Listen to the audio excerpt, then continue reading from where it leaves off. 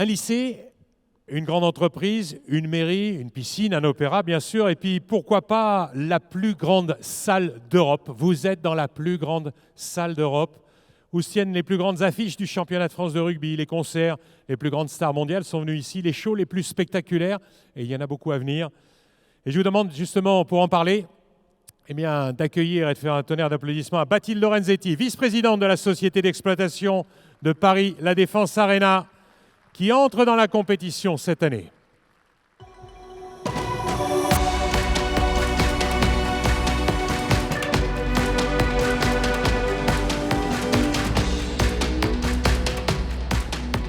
Bathilde, bonjour, bienvenue chez vous. C'est un bonheur de vous accueillir.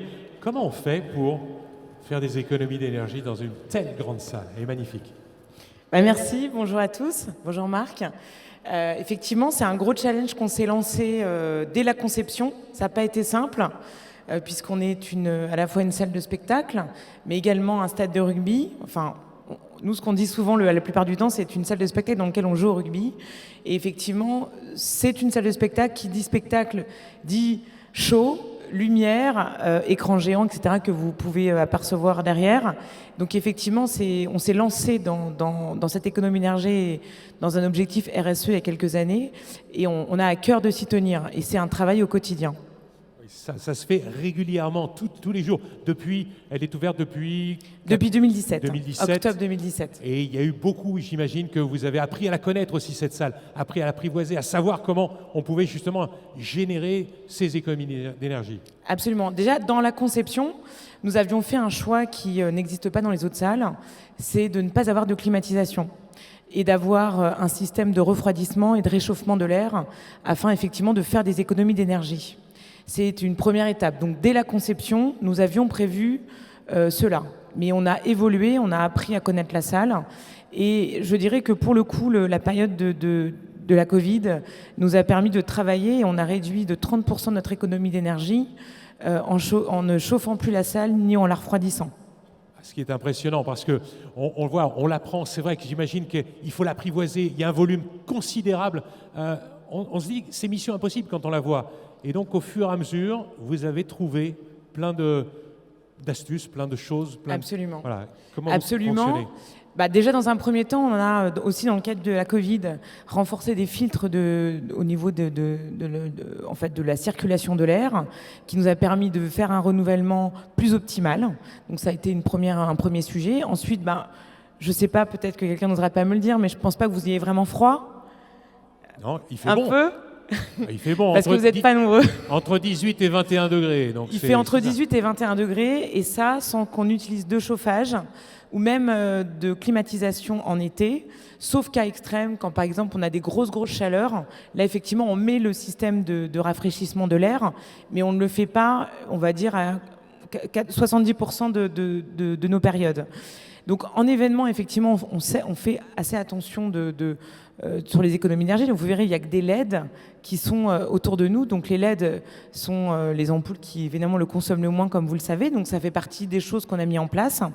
Lorsqu'on est en période de rugby, on doit avoir énormément de lumière puisqu'on est à 1800 lux. C'est une obligation, 1800 lux pour filmer correctement et voir les joueurs correctement, c'est 1800 lux. Absolument. Par contre, si vous arrivez un petit peu avant le coup d'envoi, la salle est dans le noir comme là maintenant.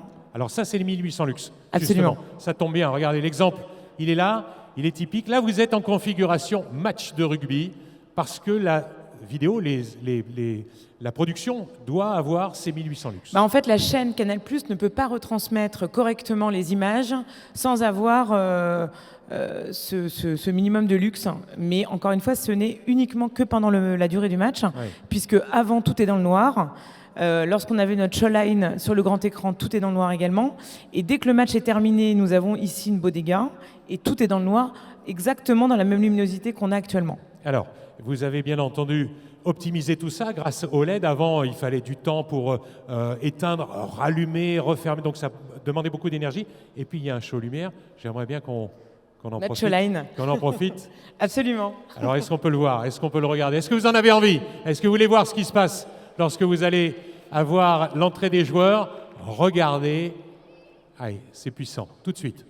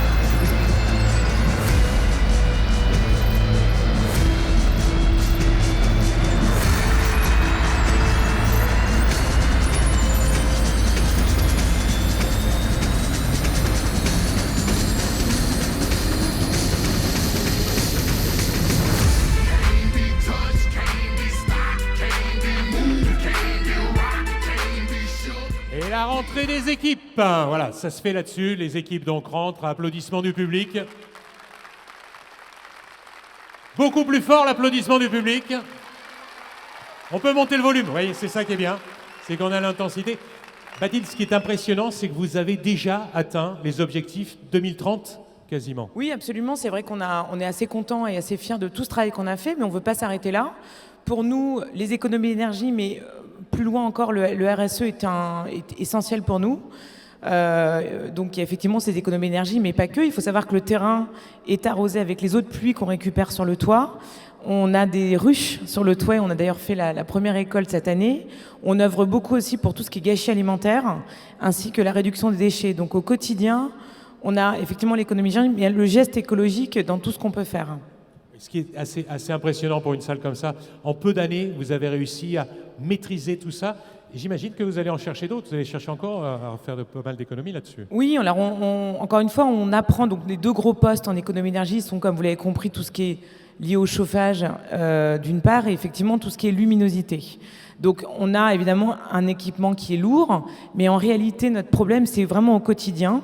C'est-à-dire qu'en dehors des spectacles, on a un bâtiment qui est notre plus gros poste, c'est effectivement tout ce qui est fluide. Donc on essaye quotidiennement, chacun de notre côté, d'améliorer, notamment avec des gestes, des choses. Par exemple, lorsqu'on veut nettoyer une salle ou la salle qui arrive après évidemment des concerts, on n'allume jamais complètement la lumière, que les postes dont on a vraiment besoin. Nous-mêmes, dans les couloirs, nous n'avons pas de lumière. On a appris à naviguer à vue pendant la Covid. Aïe. Donc on connaît parfaitement notre salle, mais c'est vrai que c'est des petits gestes. On contrôle aussi à distance les postes qui sont allumés pour éviter vraiment de perdre de l'économie, de perdre de l'énergie bêtement. Donc c'est un travail quotidien et tous nos collaborateurs ainsi que nos prestataires participent à cet effort qu'on souhaite continuer à améliorer chaque jour. En participant au championnat de France. Vous êtes les bienvenus. Merci beaucoup. Bathilde Lorenzetti, donc vous êtes ici à Paris, la Défense Arena. Vrai bonheur. Merci beaucoup Bathilde.